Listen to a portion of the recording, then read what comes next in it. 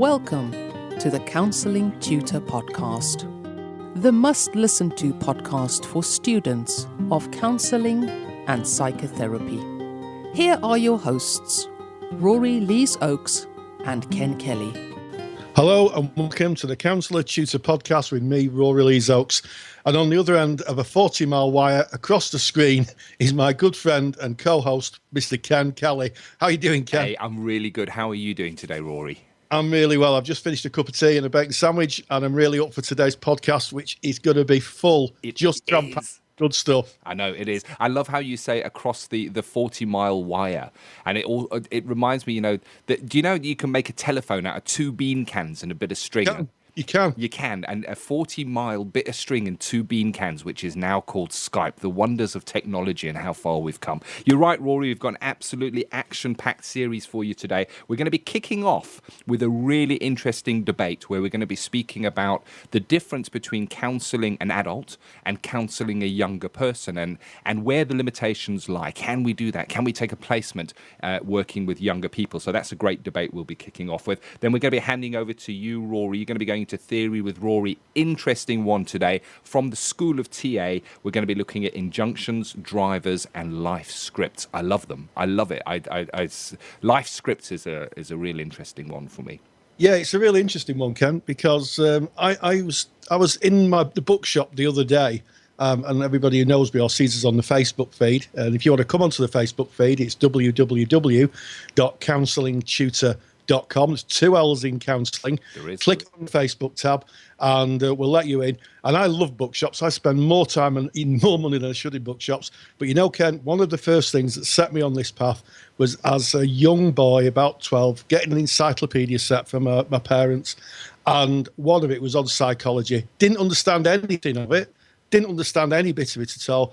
But I think that kind of reading those chapters about Freud probably kind of set me on a journey. That's what a life script is, and that's what we're going to be talking about in Theory with Rory. Love it. And then we'll be moving on to Skills with Ken. That's me. And in Skills with Ken, I'm going to be talking about appropriate referrals. Here's the thing. When you're in practice, even when you're in placement, there are going to be times that you're going to need to make referrals. So it's about what does that look like? How do we know when we should be making referrals? Where should we be making those referrals to? So appropriate referral making. And then we're going to be closing off with, I guess, a topic that's truly relevant at the moment in Ask Ken and Rory, and that is progression. So the reason we're doing this is we're sat in May of 2016 now. We're coming to the end of the UK academic year, and there's people who've been studying for many years who are now coming to the end of their training and wondering what's next. Is it further training? Is it going into paid employment as a counsellor? Rory and I are going to be speaking about progression. But we kick off with that topic of young people. And I'm going to hit the ball into your court, Rory, because I know you've worked with children and adolescents for many, many years. It's a specialism of yours. It's an area you've gone and studied in. Share your thoughts on working with younger people. Okay, well, yes, and it's really, really, really interesting. I worked as a school counsellor for 7 years, and I still work as a college counsellor where I teach. And one of the things that I was not prepared for when I became a school counsellor was the fact that there were so many other people interested in the young person, and rightly so. Young people, need to be taken care of, and of course that's really, really important. But one of the challenges that I found, and the first thing that I would say as a school counsellor is, who says they need counselling, Ken? I've had people turn up and said that I need counselling, and okay, well, tell me about that then. Well, it's because I was very rude. I didn't like doing the Spanish lesson. Okay, so what happened then? Well, I was told I had to come to counselling. So the very first thing is you really have to make an assessment whether or not the young person is coming because they want to or because they're sent. And there's plenty of people in schools, and I'm not being critical of people who are working with young people, but it may be that they send someone who just isn't ready. That's the first observation I'd have. So if you're going to be a school counsellor, you really, really need to be pretty well up on your assessment and make those ethical decisions really early on. Is this person really ready for therapy? 100%. And you know, the interesting thing is when we start our introduction to counselling concepts and you do your very first course in counselling, one of the first topics you cover is what is counselling. And it's really enlightening. You may sit in that lecture and go, wow, is that what counselling really is? And taking that into consideration, it's understandable that maybe others working with young people don't fully understand what counselling is and when somebody is appropriate for counselling. So it's a tricky area, and I think an area that requires specialist training. It's certainly not an area that I would be recommending anybody to do during their placements, because it's heavy material that is brought by young people. Absolutely, Ken. And also you need a good working knowledge of attachment theory.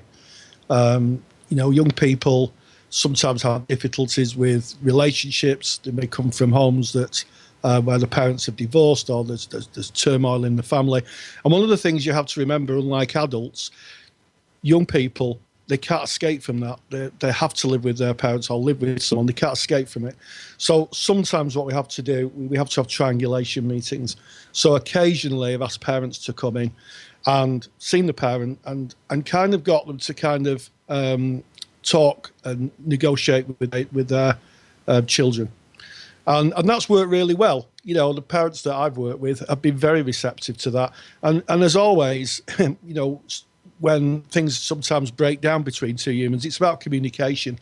And we've had just some wonderful conversations between a parent and their child, where the child feels secure enough in the world with the support of the counsellor to say what's really on their mind, and the parent feels secure enough in that room to be able to say what's on their mind, and they get rid of what I call double binds. In other words, when a child's given one message, a young person's given one message, and then they're given another. And we all do it as parents. I've done it as a parent.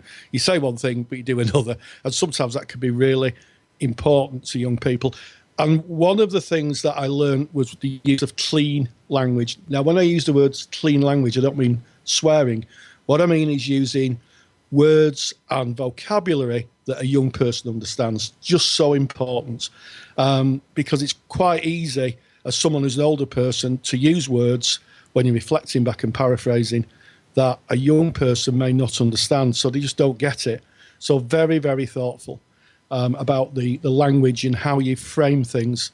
So I did find myself working harder, I think, as a therapist of young people, because I was mindful that I had to make sure that they understood what I was reflecting back, rather than, you know, an adult would maybe have a bigger vocabulary. I hear you. And you're speaking about being in that young person's frame of reference, and it's about looking at yourself and your life experience, your culture, your upbringing, and what your knowledge is, and seeing, does that match? I know, Rory, part of your CPD for working with young children and young adults was to go and study what Facebook is and what all the social media platforms are, so that you could speak the language and understand the language that they would be bringing. So that's really important if you're looking at that empathic connection and that frame of reference and truly being there with that person. But there's also one other consideration. We study counselling and we learn about how it works, we learn about the progression, we learn about how people act and react within counselling, and we learn all the, I guess, the mechanisms that make that work. But I think we need to take into consideration that young people are going through massive changes as they are growing, and neurologically their brains are different.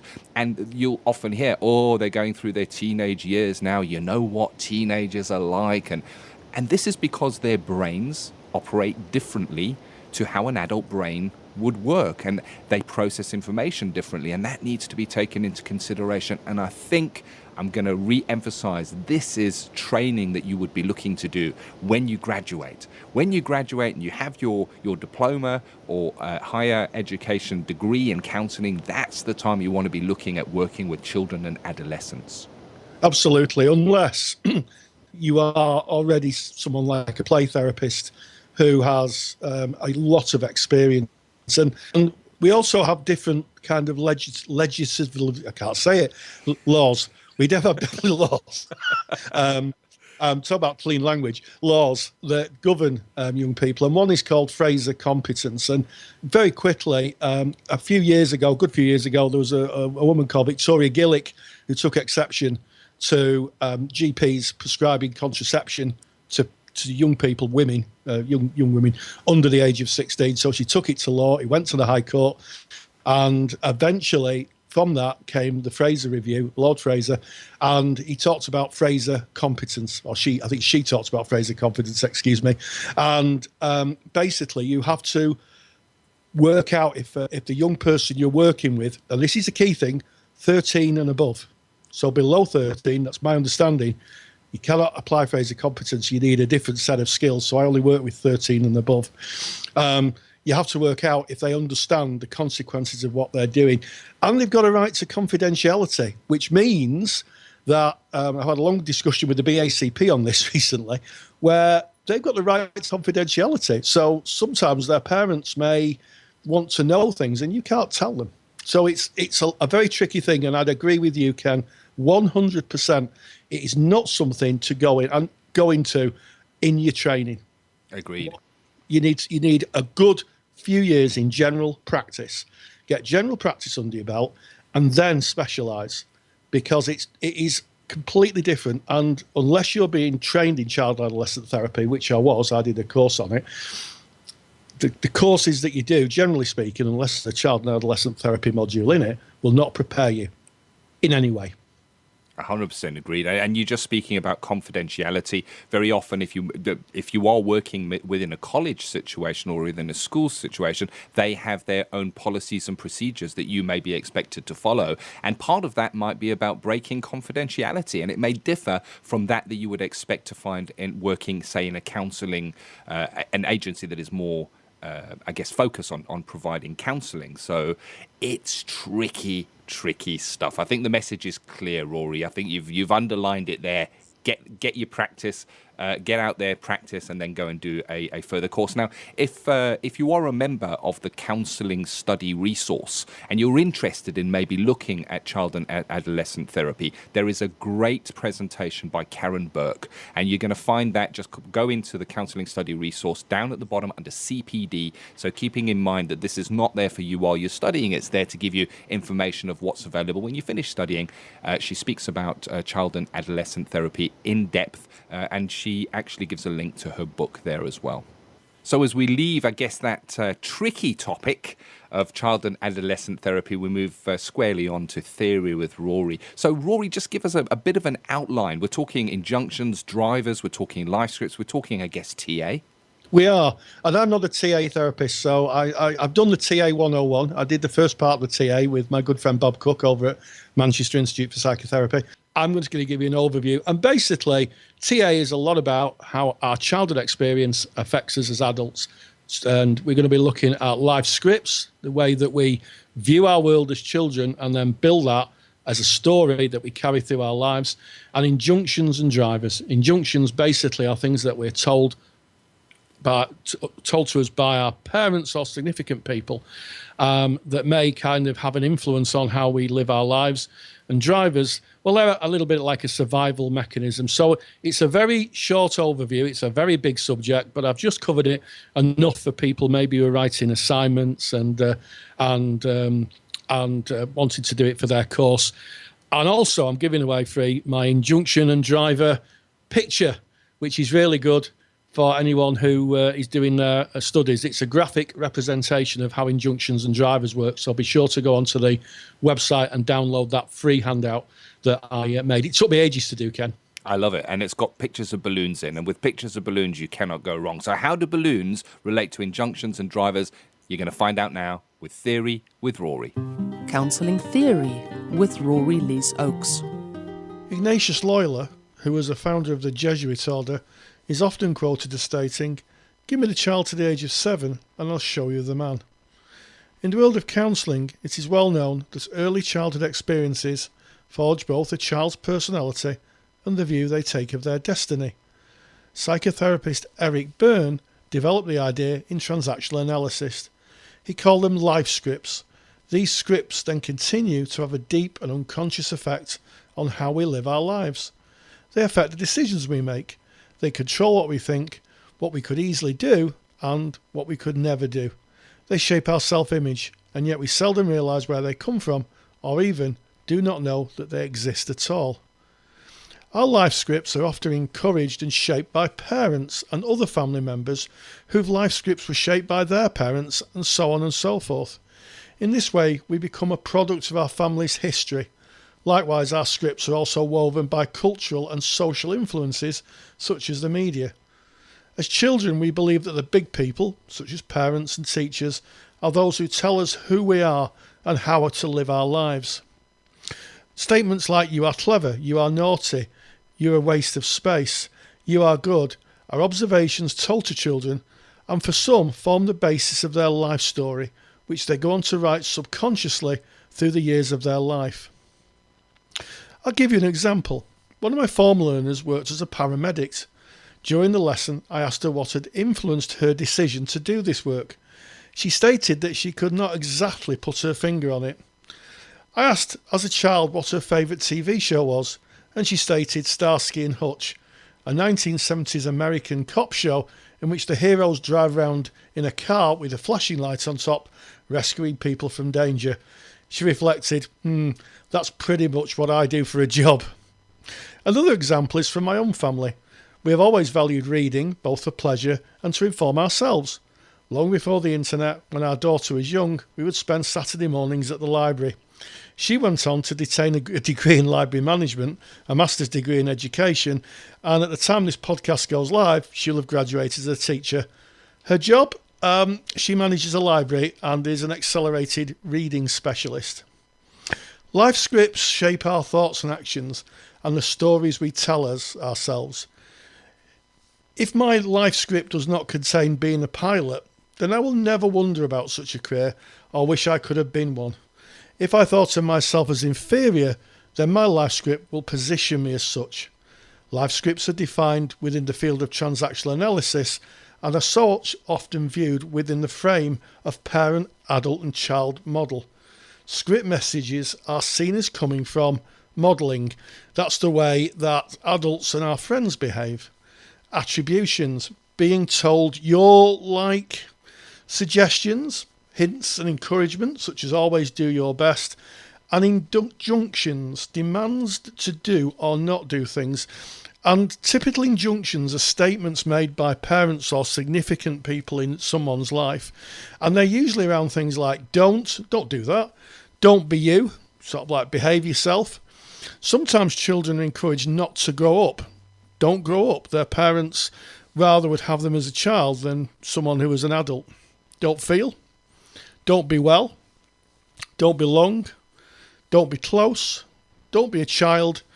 Don't think. Don't feel. Don't make it. Don't belong. Are messages that children receive. As a consequence, subconsciously interjecting injunctions, we go on to develop a mental counterbalance, and they're known as drivers. So injunctions are things that we are told as children, and drivers are the strategies we use to survive in the world. And the best way of understanding injunctions and drivers is to think of yourself in the deep end of a swimming pool. Tied around your feet are injunctions. They're made of lead, and at any minute you could drown. They pull you under in an emotional sea, for want of a better metaphor. So you create drivers, and these look like balloons filled with hydrogen that float. By holding onto the balloon strings, you counterbalance the lead weight and you don't sink. So the injunction, don't be important, may result in the driver, be perfect. For example, by just being myself, I'm told in the past I am no interest to anyone. I have to show a perfect performance to deserve love and appreciation, which is a be perfect driver. Please others is another driver. It may be that with someone with this driver, they feel that they've no importance, they're worthless, have no rights, and in order to mean anything, they have to serve the well-being of others. And that could be the don't belong injunction. Hurry up is another driver.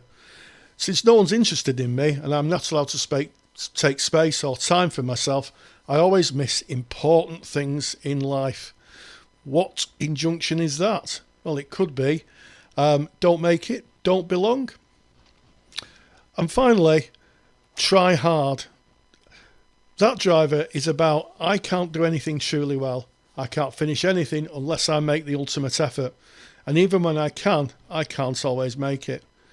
Don't be would be the injunction. So when we receive injunctions, we naturally produce a driver to counterbalance them.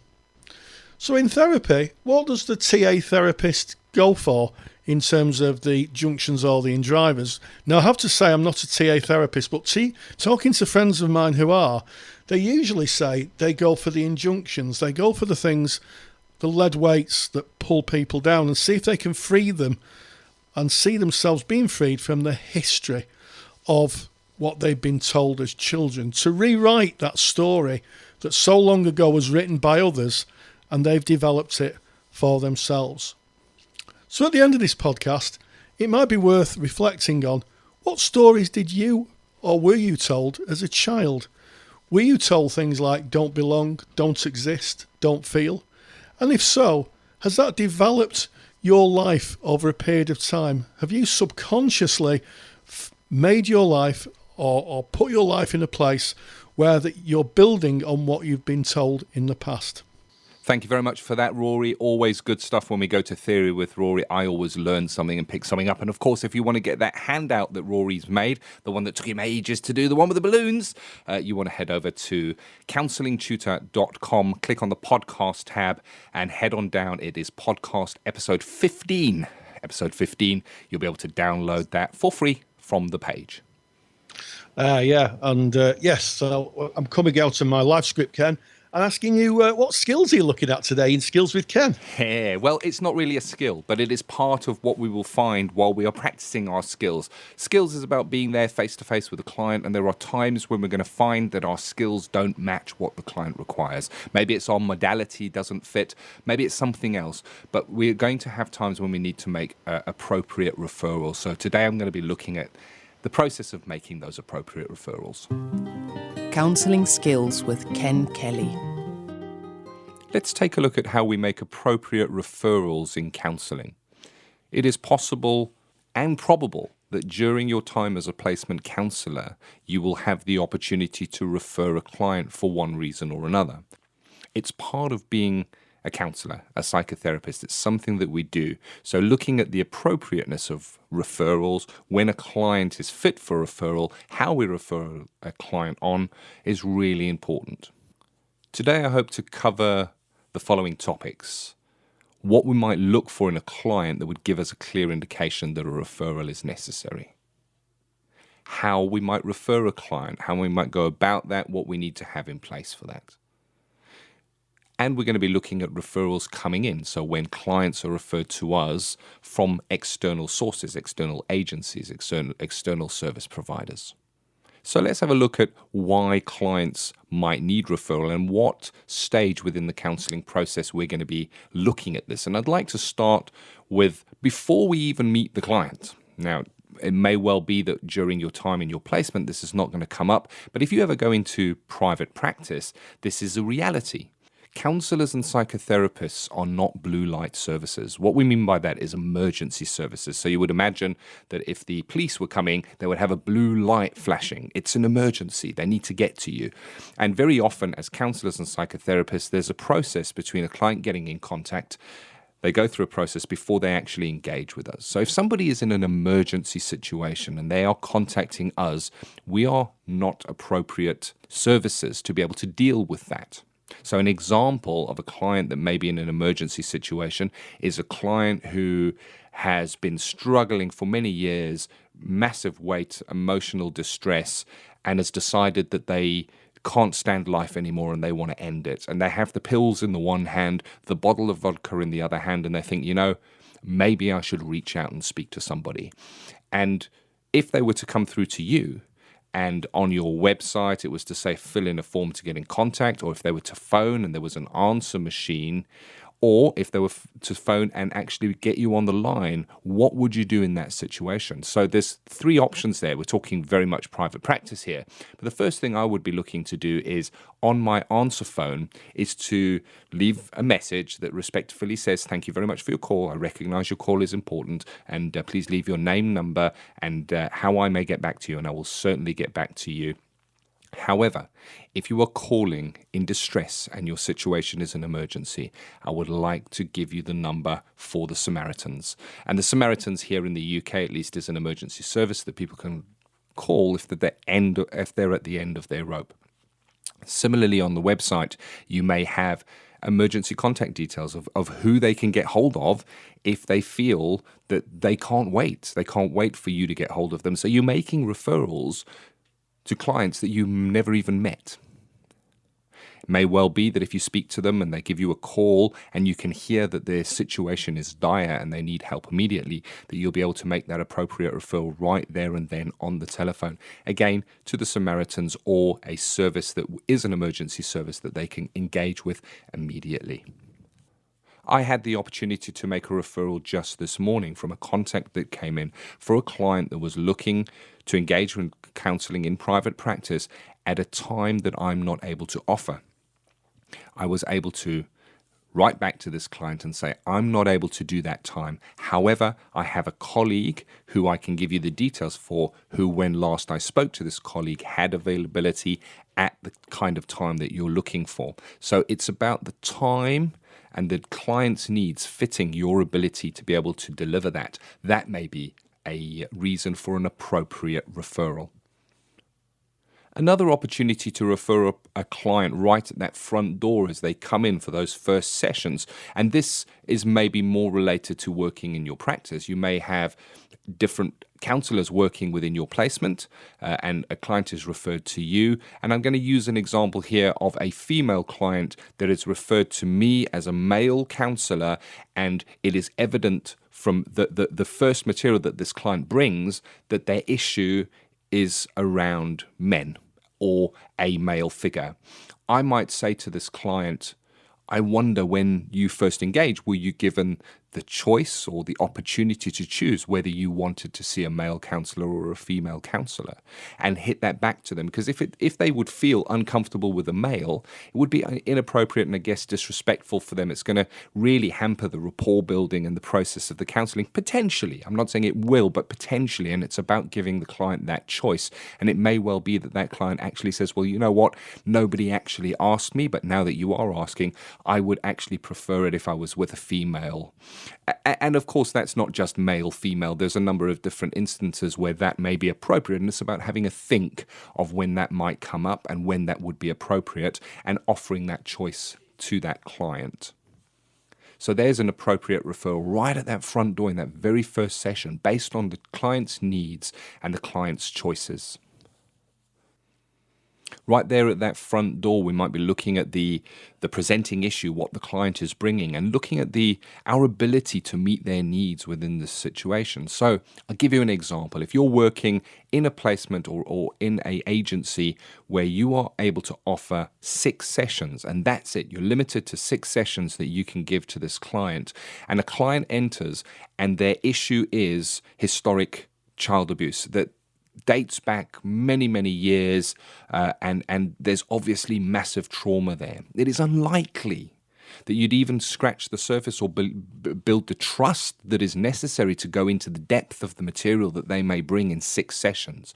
And what we don't want to be doing is getting down to the real emotions, maybe at session 4 or 5, and then saying at session 6, well, you know what, that sadly is all that we're able to offer to you. So it may be appropriate at that early time before the relationship is built to assess this client's needs and maybe look around and see if there is a more appropriate referral you could make, because this sounds like long-term therapy. So it's that, I guess, initial assessment of what the client is bringing and your ability to be able to work with that within the limitation of the time sessions that you have.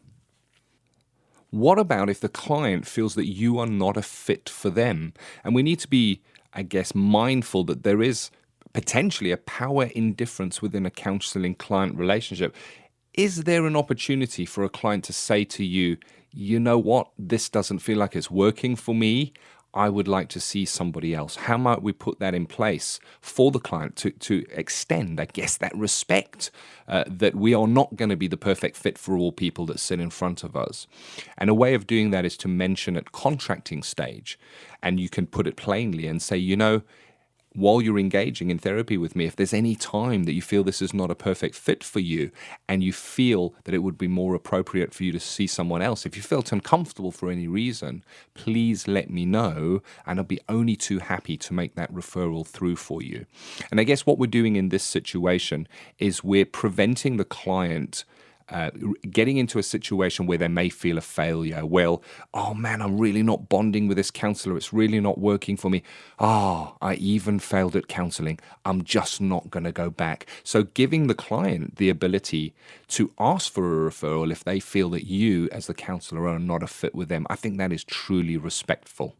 Another reason for appropriate referral would be whether the presenting issue that the client brought into counselling, and again, this is done at the front door, it's done in that first session, whether that would be a fit for the modality of counselling that you offer. So this would be about you having a real understanding of the limitations in the modality that you practice and looking to other modalities that may have strengths in areas where your modality may not be 100% a good fit. And I'll give you an example from my own practice. I'm a person-centered counselor. So if a client was to engage with me and I was to say to them in that first session, I wonder what it is that brought you into counseling and what you're looking to get from your sessions. And they were to say, well, I've got an aeroplane trip that I have to go on for work. It's coming up in 2 weeks. I have an intense phobia of flying. So I'm going to be looking for some techniques that I can practice that are going to reduce my anxiety so that I'm able to get on that plane. It is not a fit. Person-centered counseling is certainly not a good fit for a phobia that needs to be dealt with within a specific timeline. The client's going to need something that is more directive and something that is more solution-focused than person-centered therapy. So that would be an appropriate referral maybe to someone who practices cognitive behavioral therapy, where they can engage, have solution-focused therapy that would be a fit for a phobia of flying. So understanding the limitations in your modality and where you can refer those people onto, really important. And finally, on reasons that we might refer a client, let's have a look at your own competence. If a client is presenting with an issue that you feel uncomfortable with, that there's a jarring within self, that you feel that you would have difficulty in working with, then it is appropriate to refer the client to somebody who would be able to better deal with them and their presenting issues.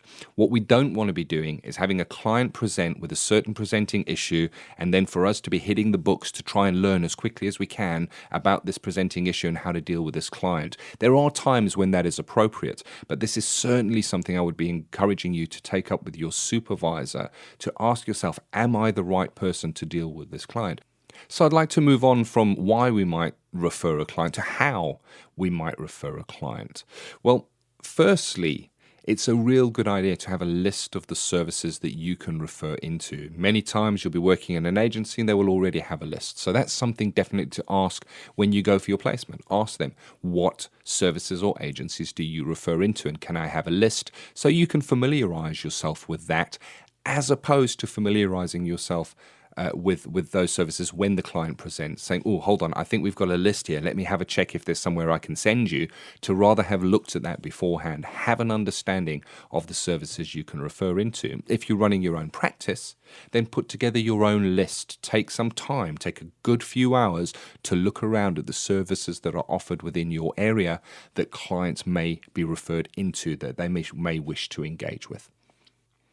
There are some times that we will maybe refer a client yet still keep the client, and that might sound a little bit strange, so I'm going to give you an example.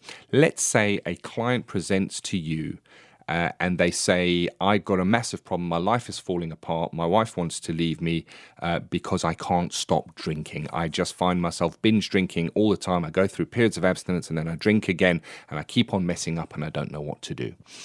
It may well be you don't have a specialism in working with clients with alcohol dependence or a tendency to relapse and binge drink.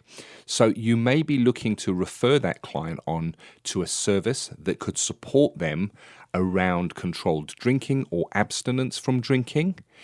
But you could probably still keep that client if you contracted it correctly with the client and work with them on the overspill, the secondary presenting issues of their life being in turmoil. So you can work with them and maybe support them on the more emotional side of things, and you may be referring them through to a specialist who will work more directly with them on the presenting issue, which is really the alcoholism which is causing the problems. So there's an opportunity of where you might be working in collaboration with, and I guess important when you are working in collaboration with it is always with the client's permission, firstly, and secondly, the agencies that are working together with the same client should be aware that you are working with them and that they are working with you. So it's an understanding that there is transparency there. And I guess why is that there? It's to prevent mixed messages. It's prevent one agency saying you should be doing this and another person saying you should be doing this, which would send confusion to the client. But if there's an understanding that the alcohol service is just working on the alcohol and you as the counsellor are working on the emotional side of things, then that can be a really respectful and beneficial relationship for the client. Another tip on how to refer is to build up your own network. Yes, you have the list of services that you may be referring into, but you can actually start building your network for referrals right now. If you're a learner, if you're a student, if you're in placement, look to your peers, because chances are they're going to be going out into the world and they're also going to be counsellors. And I certainly refer to my peers that I studied with, and I get referrals from them as well. You may meet people on CPD training events. Take their names, their numbers, find out how what it is that they specialize in, and build yourself a network of people that you refer to, and hopefully that will refer into you as well. If you have needs for referrals, speak to your supervisor. Your supervisor, again, will have a list of contacts, maybe their own network, maybe their own list of services. So if you hit a blank on something, speak to your supervisor, ask the supervisor, and your supervisor should be able to help you with an appropriate referral as well. You can, of course, if you're working in an agency, go to the practice manager and do the same. They also will be able to help you if you hit a brick wall, or they should be able to help you, or at least there's two heads thinking of the appropriateness of the referral and where that may go to.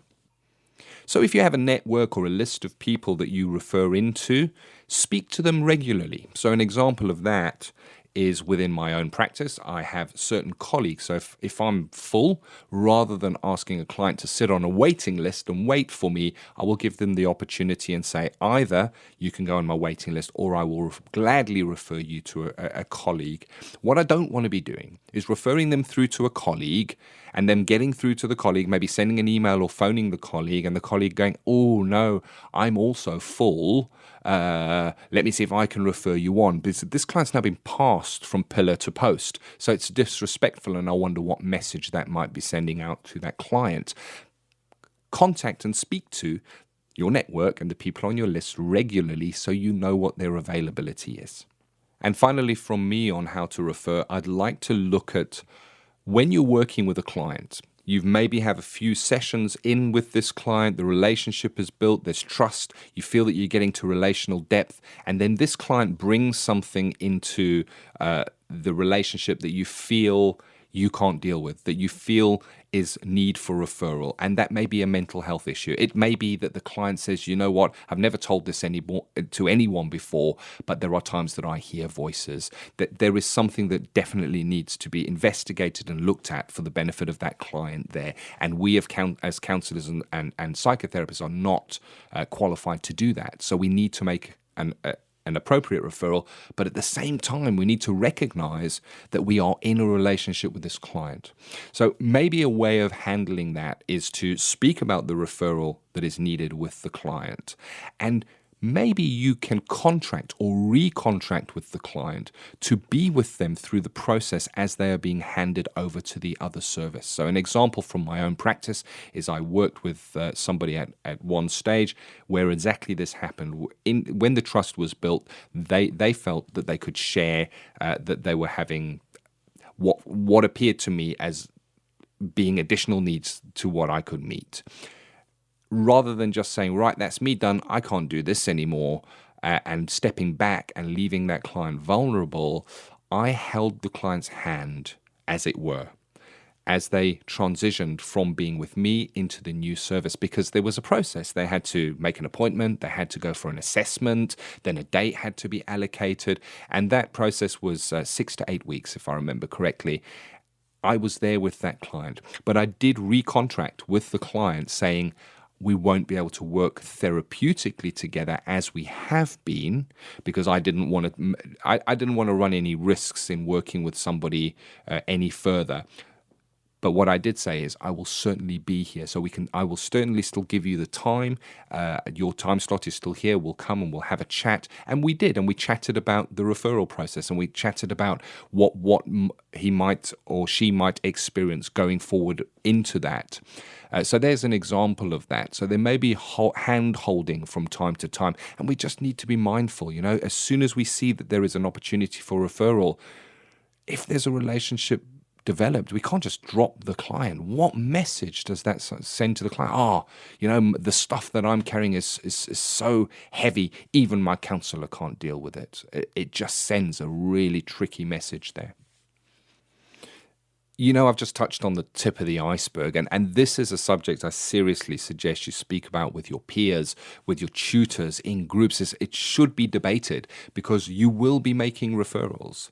And it's about understanding how you might make referrals. What's that going to look like? Thinking about it before the time actually comes, so that you're prepared, so that you've at least considered this when the time comes to make the referral. And there may be letters involved and documents involved if it's interagency. So it's a really deep subject and worth having a think about. Also, when you go into a new agency, when you go into your placement, ask these questions. Even at interview, ask the questions. How do referrals work out? How do referrals work into me? And get an understanding of those processes. Get all the documents that are involved in that, and get a full understanding of how your clients are coming to you and what happens if the clients are being referred out. I just wanted to end with referrals in, because when we speak about appropriate referrals, it's usually we think about those referrals as going out, but referrals come into us as well. And it's important to realize the mechanisms that bring the referrals in. And again, I'm going to say that word, networking. The people that you are studying with at the moment, take it seriously. Form the bonds for that future network of professionals that may refer from one another. Make it clear what your area of interest is. If you graduate and you go on to do additional studies, make it clear what it is that you have studied, what your specialism is, and let your peers know, so that they can potentially refer in if they have clients that present with those issues. I get many referrals for drug, alcohol, and compulsive behaviors because it is my area of expertise, and I get those from my peers that I studied with and from the networks that I've created. Why? Because I let people know that they are my areas of interest and specialism. Provide your network, your peers, the agencies that can potentially refer into you with all the documentation or the information that you might need for them to make an appropriate referral into you, so that they've got it on hand. Give them something hard copy, a piece of paper that they can maybe hand the client that has your details on it. And finally, follow up with the people that refer in with you. Keep contact with them on a semi-regular basis. Let them know you're still available. Let them know that you're still around, and thank them if they've made referrals into you. Now, that's a tricky one because you've got the confidentiality, so they may give somebody your card or a document with your details on and your area of specialism. And I guess it's not for us to then go back to that person and go, hey, Joe that you sent through to me is engaged in my service. We don't want to be doing that, because that's breaching confidentiality of that client that has come to us. But we can just touch base from time to time and say, you know what, I just want to say thank you very much that you from time to time refer clients into me. I so appreciate that, because that goes a long way in just maintaining those pipelines, I guess, is what they are. So there it is, the tip of the iceberg. Again, I just encourage you, speak with your peers, think about referrals. Get the creative juices flowing. Appropriate referrals are part of being a reflective practitioner. I hope that that's been useful for you. Well, just listening to that makes me realise just how important and how an essential ingredient of competent practice making referrals is. It's so easy, isn't it, Ken, to try and push on with the client and really try and work with them when sometimes you know in your heart that actually they need a different form of help. And I think it takes great courage for someone to say, you know, I really want to work with this client, but actually I think they need something different. And how am I going to kind of put that to the client and how we're going to make that happen? 100%. Massive part of being a reflective and competent practitioner is knowing where your competence lies and doing the best for your client. We're here to be in service of our clients. That's certainly what I signed up for. I guess I can't speak for everybody on that one. I know, Rory, in my dealings with you, I know it's why you signed up as well. So there you go. So there's your appropriate referrals. Moving on now, we're looking at something that is, I guess, synchronous to where we might find ourselves at the moment. Many learners may be coming to the end of their studies. Even if you're coming to the end of 1 year and maybe looking at your next year, we're going to speak about progression. Where do we go from here? What's your thoughts on what's available out there in the marketplace, I guess, for counsellors at the moment, Rory? Well, at the time we make this podcast, which is in May 2016, there's no regulation for counselling. So people, when they qualify, and qualification is at level 4, so that's something that's been asked in the Facebook page, what level do you qualify? If you've done 100 hours of supervised client contact, you want to call it the BACP or the UKCP or the National Counselling Society recognised, then you can call yourself a qualified counsellor. So where do you go? Well, it's a difficult one. Some people want to go to university, top up to a degree. Others want to do a specialisation. And it really is a tricky call. The route I took, I was thinking of doing a master's degree, but the route I took was to kind of seek out really, really good, high-quality CPD. And I've worked with people like Karen Burke, Bob Cook, Steffi Cook over at the Manchester Institute for Psychotherapy. These are people at the top of their game, Ken. I mean, they really are at the top of their game. They're renowned through the world. And I've done courses, and the amount of expertise you wouldn't find, you may find in a university. Perhaps I'm being a bit unkind, but it's that craft, and counselling is a craft. It's not an academic, unless you want to be an academic. It's not an academic subject. It's something that we practice in the service of our clients. So I'm a great believer in going where your clients take you. So when I thought of becoming a child and adolescent therapist, I trotted up to Manchester Institute for Psychotherapy and signed up for child and adolescent course. I've recently done a top-up attachment module, and I'm finding that really useful. Practitioners who practice, who know their stuff, who have had a lifetime of experience, and are researchers. And I'd like to give a bit of a plug to my colleague across the Pennines, Kath Nibbs, who's a trauma specialist and up-and-coming speaker. I've been on her seminars, and they are great. And I will put money that you wouldn't find that kind of quality in a lot of universities, Ken. So I would say go where your clients take you. That's my advice, if I'm offering any. And that is great advice, and that is a continuation of your learning. And here's the thing: we are to be ethical practitioners. We need to continue our learning. We need to do CPD, a certain amount of hours of continuing professional development every year. So let's take a different look at this, and let's look at let's say you're just finishing your studies and you're in a placement, and you're thinking, what am I going to do now that my studies have ended? Because I want to get out there and practice a little bit. Because like yourself, Rory, my idea was, right, I'm finished my studies now, on to do a master's. And then I thought, you know what, let me get a little bit of practice under my belt. Let me get out there and actually feel what this is like in the real world, as opposed to the simulated skills sessions that we did, and outside of the protection, I guess, of the placement, having the college as part of that. And I found that once I got out there and started practicing, I really liked where I was, and I didn't feel any need to go on and study it any further, excepting for my continuing professional development. So if you are in a placement, here's the thing that you want to be taking into consideration. When your placement was first formed, a contract would have been made. made, and it's a three-way contract between yourself, your placement, and your learning institution. When you finish your studies and you no longer have your learning institution backing you and being there to support you as part of that triangular contracting, you need to renegotiate that contract with your placement, even if you continue to give hours free of charge. You need to let them know that you are no longer a student counsellor. You need to let the BACP know so that you can register for full membership, and definitely let your practice know. And let your insurance company know.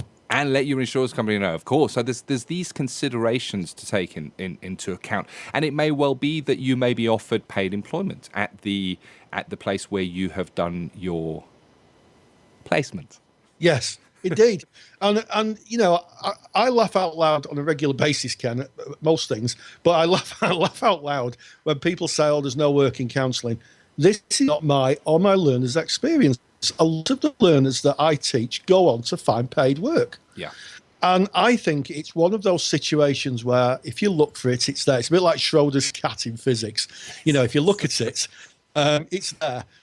No one's going to give you a job on a plate. No one's going to knock on the door and go, Rory, do you want to be a counsellor? It doesn't work that way. But there is work out there. And sadly, mental health isn't getting any better.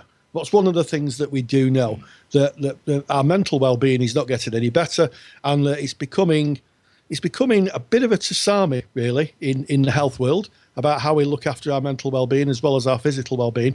So my view is there is work out there for people who want to find it. You know, so don't let people kind of tell you there isn't. Is my view of the world.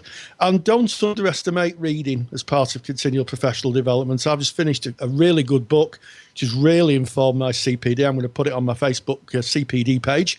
And keep up with the reading. You could use your therapy today. You could go to seminars, catch up with other therapists. It's just a rich world out there that develops that craft. And that's what we're in, craft. I agree 100%. And when it comes to that myth that there is no paid employment out there for counsellors, then it very much is a myth. Think back to when you were going into placement. Remember, if you take yourself back there, maybe the apprehension you felt, maybe going to possible placements and being turned down and them not coming through, but you found a placement. And you were able to go through and do your studies. Of course, I'm speaking now to people who will have just be finishing their placements. The same is true of finding paid employment. It's about knocking on doors. They're not going to come and find you. You've got to go and find them. And look outside of the regular channels. Yes, you've got the Therapy Today, which has got some agencies that may be employing people advertised in there. But look around in your locality. There are a lot of agencies that don't have maybe the budget to advertise in the BACP. So look a little bit deeper than that and do your groundwork, do your digging. So what's your thoughts, Rory, on going into private practice directly from graduation? Well, it's a really interesting one, Ken. I think that, in fact, I just led a seminar with my year 2 learners about going into private practice and gave them some practical marketing tips that I seem to remember that you told me, Ken. But I think that you can go into private practice. I think I would say that you need a little bit of an understanding how to run a business. I'm not being patronising here.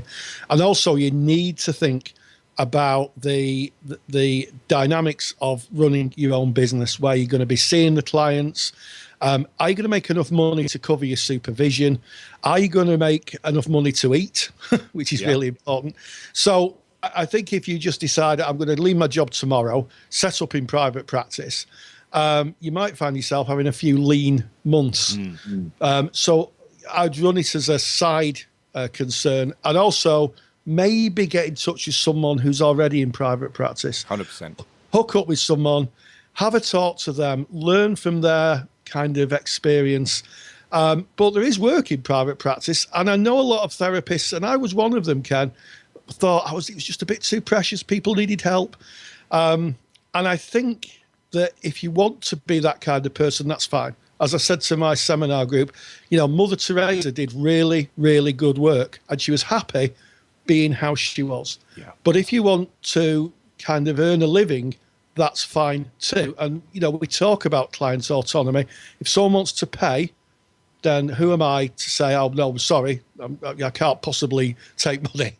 You know, I think it's okay. It's two different places. There's a place for free to access counselling, and there's a place for private practice. I agree, and just to go back to that point you made, Rory, there's a saying, build it and they will come. This is not necessarily true, that you build a private practice, get yourself a website online, and then all of a sudden, nothing happens. Because to drive traffic to that, you need marketing experience. You need to have everything in place. Where you're going to meet the people, is that a confidential setting? Does that come with a cost? Who's paying that cost if you've got no clients coming in? So much to take into consideration. Is it doable? Of course it's doable. And I know that the BACP have some courses that they offer on going into private practice, and that's maybe something to look at, because there's a lot to consider that is maybe not covered in most courses. I know, Rory, you do. You go outside of the specified work to bring that module over to speak about going into private practice. But maybe within your learning institution, it's not covered in the depth that you would like it. So seek that information out. Keep your hours up. Keep yourself in practice, and of course it is a possibility. I found myself going into private practice and I absolutely love it, so highly recommended. But hey, it's got its tough times as well. You do love it, Ken. And in fact, I'm going into private practice as well, and I've got a background in business, but there are things that I learned on the way. So, you know, you're never too old or too experienced to learn. Take that opportunity. So there you have it. That is episode 15 of the Counselling Tutor Podcast. So kicking off with young people, looking at those injunctions and drivers with Rory, and of course the life scripts. And don't forget that free giveaway that you can get by just going to the podcast page. Look at the show notes. It's right there. Just click on the link and you can download that. We've looked at appropriate referrals and, of course, what may be the next step for you, that progression from finishing your study. I've loved being here, as I do every week, and I'm looking forward to the next episode.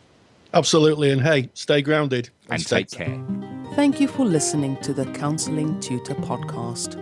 Find the show notes for this episode on our website at www.counsellingtutor.com.